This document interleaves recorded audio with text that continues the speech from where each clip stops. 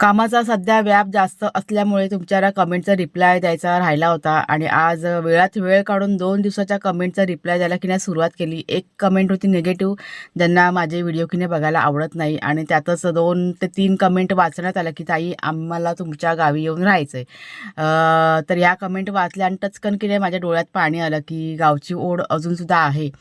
आम्ही की नाही खूप जवळून आता बघतोय की गावच्या ठिकाणी आता राहायला कोण मागत नाही. तरुण मंडळीसुद्धा शहराकडे वळत चाललेली आहेत आणि अशातच मोठमोठे बंगले, मोठमोठी घरं अशी ओस पडलेली आहेत. बंद घरात कोण राहतच नाही आणि असली तरी पण फक्त म्हातारी माणसं आहेत. त्याच्यामुळे कधी-कधी ह्या गोष्टीची ना खूप अशी खंत वाटते आम्हाला आणि अशातच ह्या कमेंट वाचल्या त्याच्यामुळे कुठेतरी अशा आशा निर्माण होते की आता गावची ओढ लोकांना म्हणजे आहे, अजून पण ओढ आहे गावी येण्याची.